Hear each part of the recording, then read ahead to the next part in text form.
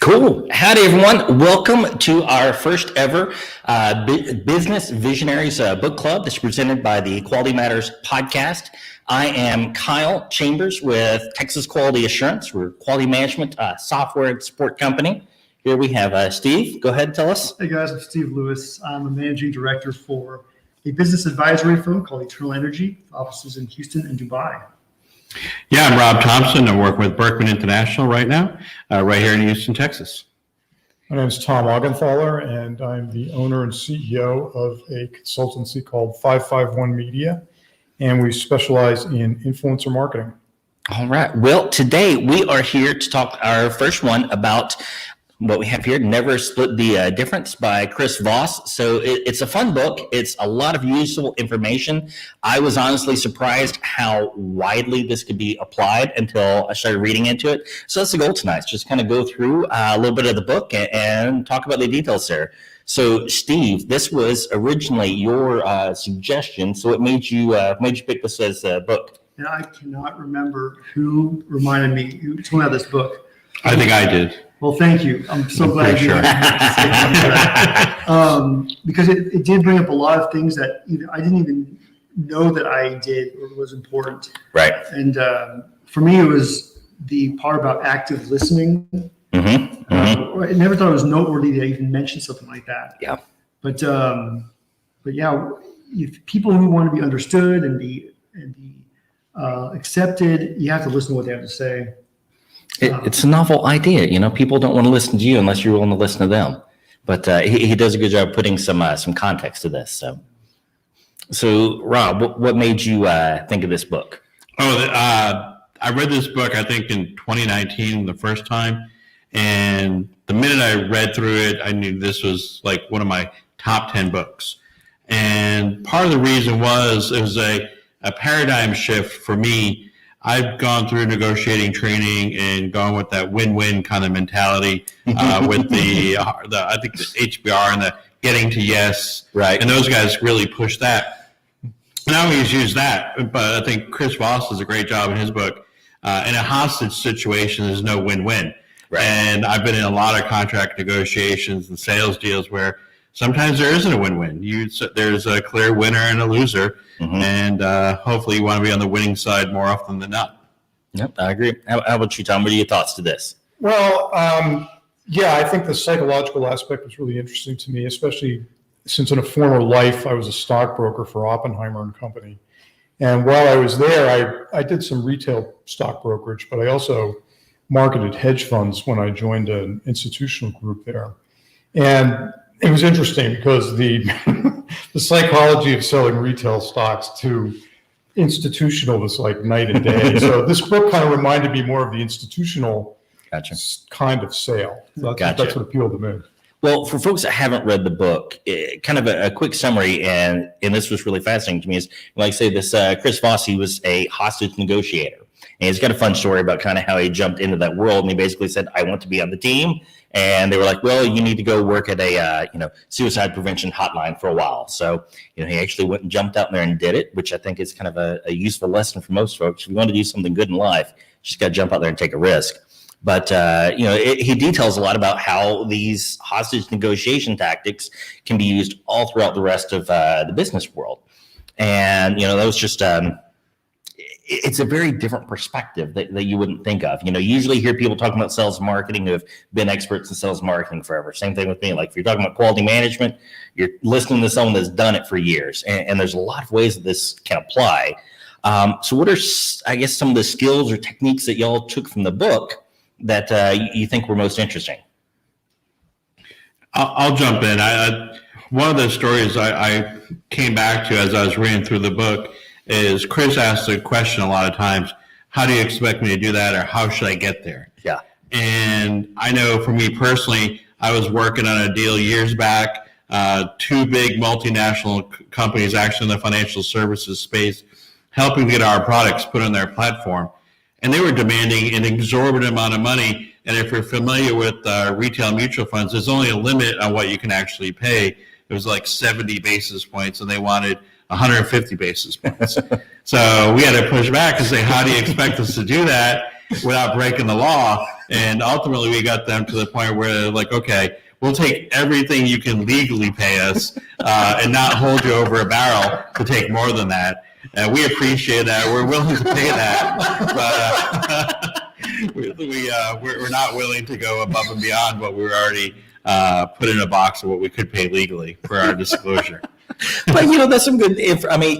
In this case, I imagine they may have known what the laws there were, but other folks wouldn't know. They just know what they want to get out in the deal, and that's a much different way of putting the problem. Suddenly you're putting the onus for solving the problem on the other person, as opposed to you rushing around frantically trying to come up with some sweet offer that you can get that's a win-win for everyone.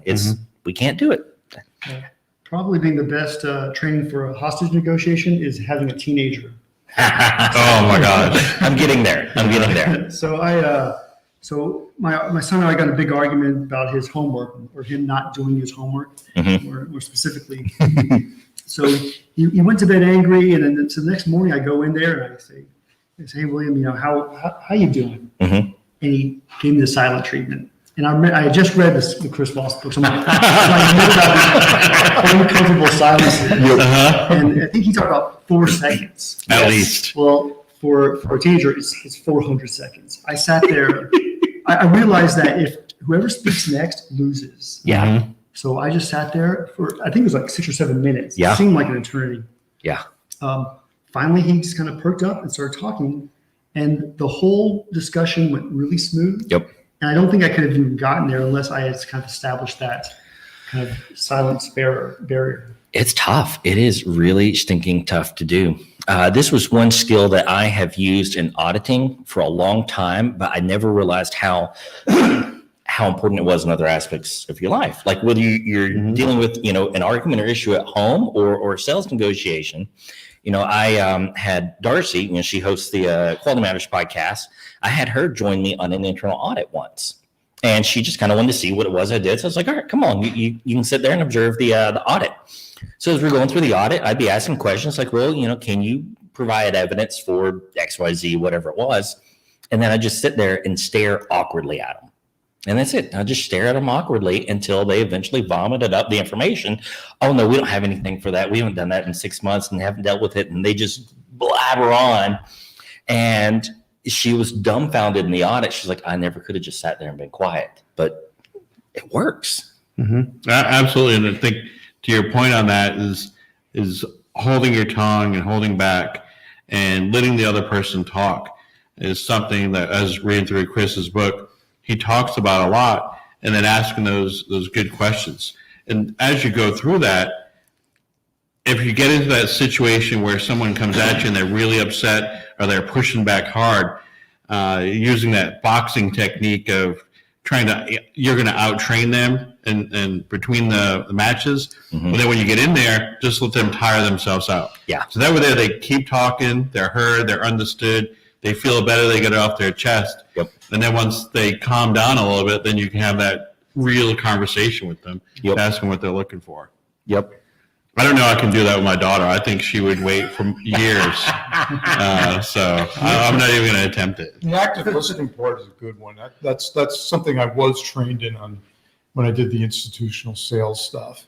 So we would have some questions which we would propose, and it's really about getting into a dialogue and then finding information. It's mining information, and that's what he goes into a lot. Yeah. It's about teasing out that info. And even if you ask a direct question, somebody isn't necessarily always going to answer with a direct answer. No, they have an agenda. They hide. They hide it, or maybe they're embarrassed about it, or there could be any number of reasons for it. So he's got some subtle ideas or cues that you can use to sort of tease that out. right.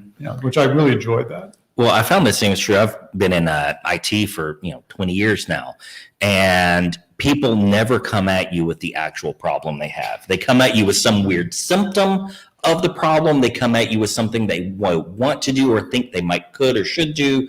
No one ever comes at you with the problem, and trying to like say tease that out of them and get really to the root of it. What is it you're actually experiencing? You can't just ask straightforward questions to get that information, and especially if they don't know anything about computers. Oh my gosh. Well, it's the same is true with marketing. Yeah. You know, a lot of times I'll talk to prospects and, you know, they'll come to me with a specific agenda, and after a few minutes of dialogue and some questioning, it's like, well, it's really not about this. It's more about that. So, you know, it's about their teams are siloed. They're not communicating. Right. Right. It's just social media and content teams aren't really working in tandem or something like that. And, you know, Rob, you taught me about don't assume that you know their problem either. Yeah. So asking these open-ended questions really helps. And Chris talks about that towards the end of the book, and the name of his company on the Black Swan events is that you have the known knowns, the known unknowns, and then the complete Black Swan things. And I know from a sales perspective, when you're going through that discovery process, asking those deeper questions, and you get the answer, and then you ask the probing question beyond that. Why is that an issue for you? How long have you been dealing with that? What have you done to correct it in the past? Things like that. You get deeper, and then you shut the blank up. They told me I can't use the F word. You stop talking. I don't know what YouTube will do to us if it catches it. Yeah, so we're going to avoid but STF. Yes. And you do that, and you just sit there and you just ask and wait for them to come with it. And really, in those moments of silence is when those golden nuggets come through. And for me, from a sales perspective, that's when I can really dig deep and start helping my clients identify what they want to achieve and be more that partner versus being that like sleazeball transactional sales mindset kind of stuff. You know, that it dumbfounds me how I have not connected those dots before. I've done this in the IT world. I've done this in auditing for years. You know that they're not coming at you with the actual problem they're experiencing. You know that they've got their guard up no matter what it is.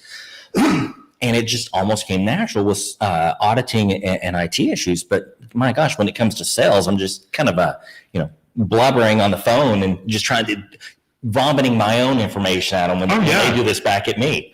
And so it just kind of dumbfounds me that I never connected the dots. Oh, it's the same skill set, just a different application. Absolutely. So one thing that I found in here that was really interesting, and I think we can see how this applies with sales and marketing, but his idea of no deal is better than a bad deal. So Rob, Tom, you'll probably have the most obvious answers here. So let me hear what you guys have to say. Well, I'll just say, there could be times when you want to take any deal because you need you need the revenue. You need the quota, whatever it happens. But that usually comes back to bite you in the butt later on. I remember that being told that the smaller clients that we got were going to be the biggest pain in the ass. And that 9 times out of 10, that was true. Because they were just very demanding in terms of time. Right. And you just can't allocate that much of your time to those questions and demands. So you'd spend more of your time with the larger clients where this made sense. And to your point about the smaller clients and the larger clients, and then also working with the different groups, the mindset has to be there about not accepting those bad deals, is that you have to have that mental confidence, even if you don't have it, have that like mantra or whatever that you play in the back of your head that says, I'm financially secure. I don't need this deal. I'm not going to take anything. You guys are all laughing, but you know what I'm talking about and I found that I try to act like I have a couple old fashions in me, or just throw it out there. Say, listen, this is what it is, and have that confidence in your pitch, in your price, and when you're negotiating with somebody, and that people will respond better to that than just kind of holding back or know that you may be on the hook to take anything they throw at you. Gotcha. How about you, Steve? You come from a very different background. Yeah, I can definitely relate. I found that no matter what deal you do, we all have very high expectations of ourselves. And therefore, our clients should also have high expectations. So when you discount yourself and do things on the cheap, you're really cheating yourself and the client. Yep. At this point, I wouldn't, I think you have to take a bad deal to then learn the right lesson. I think both you guys actually told me. And it took me 5 years to be an overnight success. Yeah. But yeah, I mean, if you do something for free, at least they know, hey, this is obviously not sustainable. This is just a trial. They don't expect a lot. Right. But there's an opportunity cost to doing a bad deal versus going out there and looking for what the right deal is. Yeah, absolutely. And it's funny you mentioned with the smaller customers usually monopolize more of your time. We've kind of found it's the opposite here. Is that the larger companies for our group monopolizes more of the time than the smaller companies. But I think it's key to know, for whatever area you're working in, whether it's in the sales marketing aspect or just project management, you need to know which client, whether it's internal or external, is going to be the biggest pain for you. You may not be set up, equipped to handle a smaller one versus larger one, or maybe it's remote or in person, whatever it is. But you've really got to identify who those less than ideal clients are. I remember we went to visit a hedge fund manager who we marketed at one point, and he was doing a traditional long-short strategy, which is just going long some stocks and shorting others. And he had a sort of variation on that. I remember we were in this meeting with him, and he started talking about how he wanted to get into Indonesian timber futures and all this other stuff. And I was like, what? I never talked to him about Indonesian timber futures and stuff. And I certainly didn't know anything about that. And I remember when we left the meeting, one of the senior guys in the group was like, what the hell was he talking about? Indonesian timber futures, we're pulling the money out today. Tell him, we're going to get, if he doesn't square this away, we're out now. It was, you could see just out down the road, this was going to be a big problem. Right. Mm-hmm. He didn't know what he was talking about. Yeah. In regards to that. Just making stuff up. Right. And we're the ones who the clients were going to come complaining to, right? I mean, The regulator. We're like, whoa. So Steve, what are some of your other takeaways on this? Well, so I think about negotiation, like maybe if you're buying a car. But I realized that I've done a lot of project management work in my past. These are really the same principles of when he says, use a positive and playful voice. Yeah. That's really saying, stay calm. Yeah. Because on a project, we may say, something broke, we need to fix it. It's really easy just to start just yelling orders and moving around. So stay calm and then understand what the problem is. Yeah. That's the whole asking the questions, mirroring. And I will say mirroring definitely works, but it also, he should have mentioned in the book, you can't use that for every single response that you have. No. It gets very obvious and repetitive. Yeah. I tried that with my wife just to see what happened. And she's smarter than you are. if I can spend the night at one of y'all's houses. 'Cause I'm not. But yeah, to understand the problem and then just assess the options. And he talks about this accusation audit. Yeah. So start listing out, all the things that could happen out of this. What are the worst things it can say?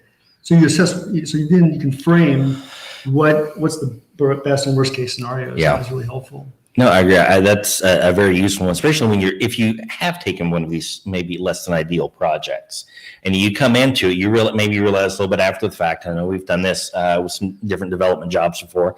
And you come in after the fact, and you really have to lay down, look, I know that it looks like we haven't, been doing, living up to your expectation on this project. I know that it looks like this isn't going where you wanted it to. I know it looks, very disorganized and unclear. So I want to let you know, here's the plan we have. And so then you can get all of those negative feelings out of the way, let them vent for a little bit. Oh yeah, it was terrible. I didn't like this. That went horrible. I know. Yep. So here's the plan. And if you can start with and get all that negativity out up front, I'm not saying you don't get any more through the conversation, but my gosh, it's a completely different experience than, being combative. Oh yeah. And I think Chris does a great job talking about the historical nature of hostage negotiating in the book, going all the way back to the Munich hostage crisis and other ones, where the mindset of law enforcement was to blast their way in and try not to shoot the hostages. And, I think to your point, if you meet fire with fire, if you have someone who's combative and you want to get into the trenches with them and you don't kind of pull back, then that's what you're going to have. And Yep. there's a lot of times there's no winners to that. Yeah. So I think really that's a big concept of not kind of wanting to get down into the weeds with somebody or meet them at their level. And I understand the mirroring piece. It's not just like the physical mirroring, and we do a lot of this, like to identify what our self-awareness is of what my behavioral style is, and then identify the behavioral style of the other person and meet in there. And to your point, background on financial services side, having that behavioral finance piece is a key part to whether or not somebody has that high level of risk aversion or no risk aversion at all, and meeting them where they want to work. Yeah. I mean, at the end of the day, you're asking people to either for their time or their money or to make a change. Yeah. And those are all three really difficult things to do. Yeah, I hope none of us have to ever have to negotiate a hostage situation. I call in an expert for that. Yeah, I call him somebody else. Unless you really didn't like the hostage. That's true. Hey, I read a book or I watched a YouTube video with some guys. I get some ideas. Are you game? Yeah. This might not be a win-win. Yes. You may actually get killed. Yeah. We'll try. No. But I think Voss, and the one thing I really liked, and for anybody who hasn't read the book and you're thinking about it, is his stories are awesome. Oh yeah. Like I've read a lot of books and listened to books on audio. Voss's stories and the historical references and the background really is good. There's really about a good dozen really key points that he works around. But really, what's really interesting is the application, the history, the stories he has around it, and then the outcomes are just awesome. He's like, that was the best part. It could be an action. Just a negotiations. I mean, it really could. And he's funny. I was watching a video of his where he was talking about Descartes' principle, about people make decisions based on emotions. Oh, yeah. So he was so impressed that he went home and looked up Descartes, but he knew how to spell it. So he spelled it first name Dick, last name Hart. D-I-C-K-H-E-A. He's like, I couldn't find this Dick Hart guy. Oh, that's hilarious. That's funny. That's funny. One of the points he makes in the book too, which is hard for anybody, is the go for the no. Yeah. You know, pushing back, say, listen, we may not be a fit, or maybe doesn't make sense for us to go forward. And that's a hard psychological thing for people to overcome. And then when you tell somebody, and I do this with my kids, hopefully my son isn't listening. I'll tell him sometimes, maybe this isn't for you, or maybe you're not cut out for this, and give them that little pushback. And then even on the sales side, I'll ask you a question like, how do you think we did today?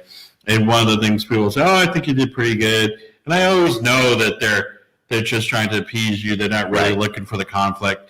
And I tell them, on a scale of 1 to 10, I think I did about 3. Yeah. And then give them that psychological safety to say, okay, if he's cool with something less than a 10 or an 8, and he has the ability to have the conversation, then I can give him real feedback. I like that. I like that because I ask for feedback from folks quite often. People never give it, but they never give you the actual feedback. Yeah. I've got thick skin. Lay it on. Let me hear it. But that's not the normal mentality there. Because people are conflict averse. Yeah. Yeah. So they're not going to push back or give you that honest feedback. Well, that's one thing that I found really interesting is he talks a lot negatively about the win-win idea. And the first, when I'm listening, I'm like, what? How is this a bad idea? How is win-win a bad idea? But it only works if the parties involved are all logical, rational, seeking good. And if that's the case, if folks are 80% in that camp on both sides, win-win can work. But 9 times out of 10, people aren't logical and rational. People are never rational. I mean, people are not rational creatures. It's just in our DNA. Yeah. I get a call at least probably once a month from someone that says, hey, Kyle, we've got an audit coming up and we don't know what to do. They're just up a creek. They don't have any options and they're about to lose their certification. It's like, okay, well, let's talk. But in that case, they're not necessarily in the most rational state of mind because they know that they have to get a solution and they have to get ASAP and they don't have any budget and any time, anything to allocate to it. So you have to have a very different conversation with folks there. And so by not going for win-win, you actually kind of arrive at it more often. And a past job, to your point on the irrationality of people, is I was a levy director during Harvey in Fort Bend County.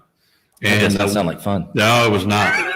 The levy district I was a part of had over 500 homes flood, and it's just the nature of the amount of rain and also the design levels of the standards that Fort Bend has for that. So a lot of houses flooded. I remember having to go and do a presentation for the residents for the homes flooded. Mm-hmm. It's the only time I've ever had to walk into a presentation having sheriff deputies with me because of actual fear for the directors and the people presenting. Jeez. And for the next 5.5 hours, we started at like 7 o'clock and we went for 5.5 hours answering questions and letting the residents know that we were going to do everything we could to get to the bottom of what happened and how we're going to rectify it. I was sitting next to the former mayor of Sugar Land, and I was passing him some of the notes I was getting from the residents. He goes, "Man, that's harsh. I've never got anything that bad." The other thing, but the thing he told me before we started, he goes, "Rob, you got to remember, you have a lot of people in this room that lost their largest investment of their entire life. They saved up their entire life for this. They're confused. They don't know what their next steps are. They're not sure if they have a place to live." And just looking at that baseline stuff of the needs pyramid, these people were really emotional. And it was just really accepting that and doing the best we could to help get to the bottom of it. Well, he uses another F word in the book, which I find very funny because I say similar things to my kids all the time. And what's the other F word? Fair. And if you try to seek a fair solution to anything, it's nothing but compromise on both sides. And no one winds up happy with the end result, which sounds a lot like probably what you just had, you had during Harvey. It's absolutely not fair what happened to anyone, but what can anyone on either side do to come to a fair solution? So I don't know. It might be kind of a fun jump off topic. It's like, what's the difference in finding a fair solution versus an actual solution to the deal? Well, define fair. That's the first thing. It's a subjective term, and what's fair to you isn't fair to me. Right. Right. So we're putting a word out on the table that we're assuming works for both of us, but doesn't necessarily. Right. Right. So the language is the first thing. To me, that's the problem. So it's better to reframe it. I completely agree. I told people when we jump into an audit, consultation work, software development, you name it, we always start with our definitions. What exactly do we mean by each word that we're using in there? Because otherwise we could, in theory, be talking about the same thing, but in practice are in completely different areas. I guess what I found the most interesting is kind of his counter to the, finding a fair solution was the idea of that's right. Yeah. And that's where the mirroring, the anchoring, all of these different techniques kind of come in. If y'all had any situations where we're getting someone to say, yeah, that's right, showing that kind of reciprocal understanding helped out in a situation. We'll do the awkward silence thing here. But no, whoever speaks first. Hey, it got you talking. I've run into that several times when I was in the consulting side. And I'm not sure you guys have ever experienced this, but sometimes I didn't do the best job selling value. And then when it comes down to actually laying out what the project is and everything else, the client isn't either willing or doesn't have the value in mind of what they want to pay you. Right. So they think you can either do it for free or do some kind of compensation deal where you get paid at the end. And really, I've had to use those exact terms. I was like, if you were to hire anybody else that you didn't know as well as you know me, what would you think is a fair price for this, and given what you know about the marketplace? And that's how I've had to push back on that. I like it. All right. Well, if we're again, it puts them in the position to solve your problem. Yeah. And when you do that, you can actually approach each other as people and not adversaries. Yeah, we could use that just in talking to people on opposite sides of the aisle some days. Like, what's fair for everybody? I think everybody, their mindset is they want to get to a better place. But to your point, fair in that better place may not be congruent. They can be very different. I see it in any kind of business relationship. You have to trust each other. It sounds obvious, I know, but Right. but It's hard to do. Yeah, if you trust that I have your best interest at heart and vice versa, then we can have these kind of discussions, and, Right. and I can give you negative feedback and give me negative feedback, and you can get to the right conclusion at the end. Yeah. So it starts with that. No, definitely. Let's see here. One of the, I guess, the favorite ones that I saw is, kind of get into, it says, get into their religion, right? And so it's really about jumping into their mindset. Where's their head at in this project? It's very hard to do because we're constantly thinking about what we want to get out of it. But, again, to the whole emotional intelligence piece of it is, if you don't understand where they're coming from and they have something you need, whether it's their time, it is their money, it's their resources, it's their reference, whatever it is, if you can't get into their head to understand their problem, you really don't have much of hope at solving it. Yeah, no, I think that's a great point because a lot of times you have your own cognitive bias on what you think they need, and you jump to conclusions and you try to ask questions, guiding them towards what you believe they want, what you want to get them to. In reality, they need to go in a completely different direction. And to what you said earlier about the active listening, if you don't actively listen and find out those, I always call them golden nuggets. Chris calls them those black swan things. People litter the language out there when they're talking to you and lay it out there, but you really need to listen hard. Listen for those pieces that come out and then find out that pieces of information. I would advise, we do a lot of these Zoom and virtual calls. It's so easy to, once the next person's talking, to be flipping. Multitask. And then I realize, I'm really missing some of the real important nonverbal things as well. Yep.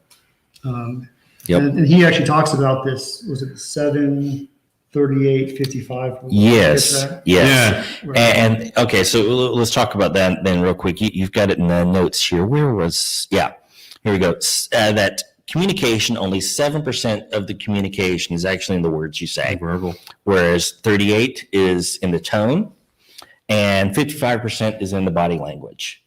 And, I completely agree. I mean, we could have this conversation and if we're talking a little shy and timid and kind of sitting back in our chair, it's a totally different conversation, even if every single word was identical. We would have communicated something completely different. Part of the reason I always hate doing an email to solve problems. I like to follow up to say, to confirm we agreed on X, Y, Z, but you only do that after you've had the actual conversation. To the body language point, I told you guys earlier today when we were talking about this, that I got back into working with Toastmasters.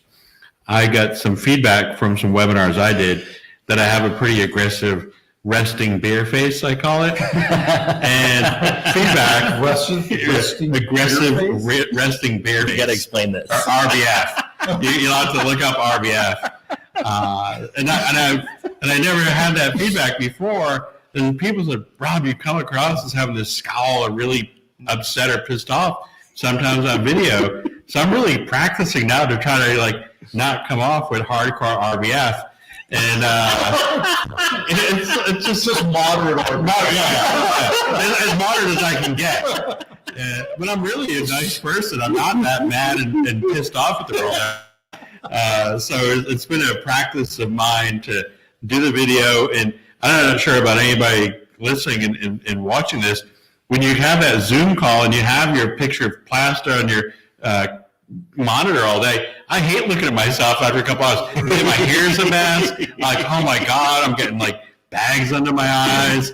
And then now I do it mindfully to make sure I'm not pushing that RBF across and people think they have to come at me hard. Yeah. I'm really, I'm pretty kind of relaxed. I think that ties in well to the power paradox. that it talks about, is if the other person, regardless who actually has power, and that's kind of the beauty of what you learn from this book, is to maintain more of the power. But if you allow the other person to feel as though they have control of the situation, you can make a lot more progress. People don't like to be bossed or bullied around. If you got kids, you know that real quick. What are maybe some examples you'll run into where this is useful? Well, in general, I mean, I prefer a Zoom call these days to just any other regular phone call. Yeah. Because I get to see the person. Yep. I get to see what kind of an environment they're working in if they don't have one of those fake background things going. And most people don't. They have, their little study or room, whatever it is. In their bedroom. They're all over. And I can use that sometimes to say, hey, look, your background doesn't look as bad as mine. Look at, look behind me and look how bad mine looks. Yours looks great with the bookshelves and everything. Right. I mean, it's a orderly. You can kind of get a little dialogue going there, and it opens people up. Plus, I can see some body language at least, Right. as opposed to none over the phone, which I'm relying completely on audio. Yep. Yeah. Well, and especially like last year during the early part of the quarantine, I remember I had an hour-long conference call, and I moved my office to the garage. So I'm in the garage.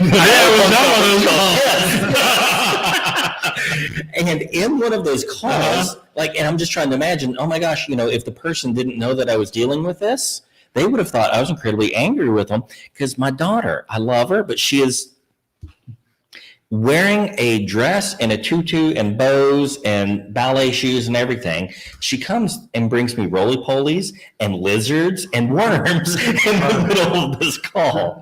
And so, there's a lot that... a lot has changed since then, too, because I know back in March of last year, you were all pretty buttoned up on Zoom and stuff. And now people have their cats coming through the Zoom calls. It's okay to drink on a Zoom call now. Everyone thought I have to be like a newscaster, and much more relaxed, which I think is good. It's more like the thing that I still miss about doing larger meetings and Zoom calls is that you can't have that little banter amongst yourselves because Zoom forces the attention on the person who's speaking. Yeah. Yes. Yeah. True. Yeah. Yeah. Well, let's see. Any other key takeaways or skills you all found that's been beneficial to you in your careers and your everyday life? I'd say just relating to the prospect. So I look at probably what Rob does in terms of a sales negotiation. So I was really taken with how he gives a lot of anecdotal information in there too, and some real good stories. One was regarding a pharmaceutical sales rep and trying to get in with a doctor who was very difficult and just shut her down all the time. Yep. And the way she got around that was figuring out, well, he really deeply cared about his patients. So she got him to start talking about that. And then started relating with him about that. Right. And then could slowly build some trust with him. Right. And then slip in, well, gee, maybe this particular product might be good for some of your patients. So that to me is something that resonated with me a lot, because that's something that I've learned a little bit about in the past, but it was nice to see how Voss put that together in the book. No, definitely agree. Folks really do need to check out the book. You get a lot out of it. But it's just really fascinating to me, the number of aspects that this is useful. I mean, like I say, from my side with, working when I worked for a help desk, it's the same tools to today when I do, full-blown comprehensive consultations and ISO audits. It's the same skill set either way. Obviously, with the sales marketing piece, Steve, I know you've done this with engineering, business management before. It's the same techniques. I guess ultimately, if I kind of had to give a summary, it's a unique way of treating people like people, to where without and this is what's funny, because it's when you think negotiation, do you think about good kumbaya feelings? You don't think about, nothing happy comes to mind when you say negotiation. But by using some of these skills and techniques, that negotiation actually turns into very much a relational process as opposed to this combative process.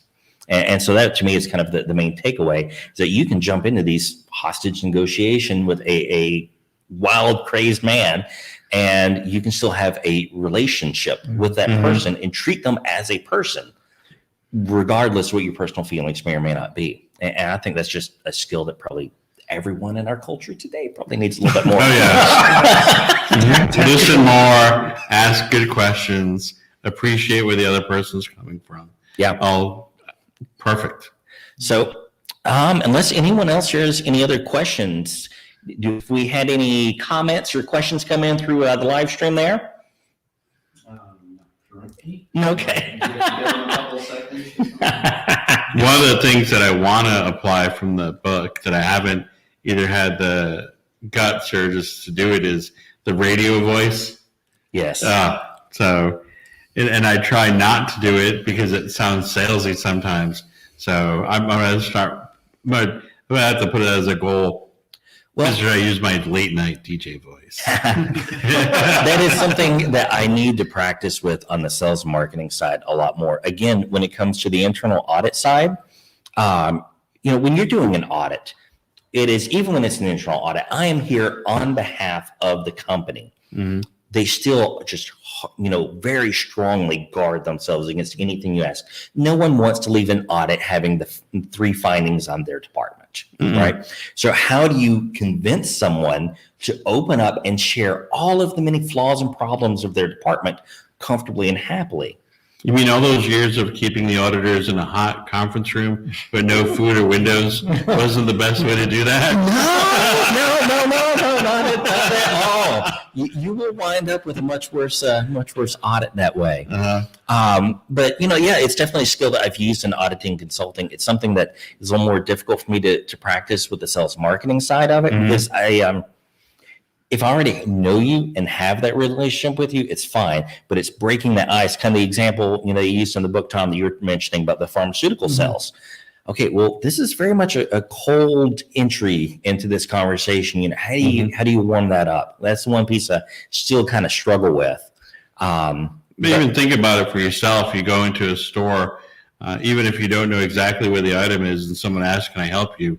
You tell them, "No, I'm good." Even though it'd probably speed up the process if you just said, "Hey, I'm looking for the f4 lens for my camera," and they bring you right there. But you're afraid of getting sold to, so you just don't even say, "I need help." So that's the thing. You don't want to be sold to. Yes. You're not ready to buy yet. Yes. Right. Mm-hmm. That's what gets lost in so much of the digital marketing today. Yep. Because so many people they just want to cram you into their funnel and they want to get the MQLs at the end.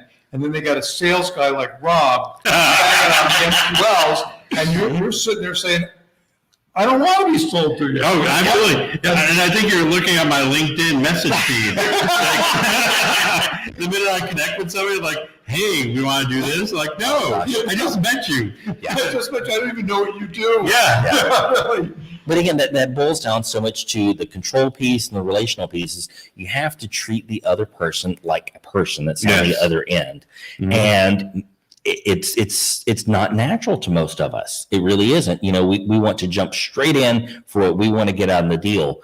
But then that's really the value pieces. If we're not providing to them something of significant value, we'll never get what we want. And if we do, it's going to be one of these deals that we wish we hadn't got into to begin with. Mm-hmm. Absolutely. Cool. You may have to repeat this, but real quick, any advice for listeners who may be in a weak position when they're negotiating? Or Okay, so what about if we've got someone, if you're kind of in a weak position, how do you handle that negotiation without getting, strong-armed in it? Yeah, I think Chris talks about it a lot, is asking those questions to find out if there is one of those black swan events or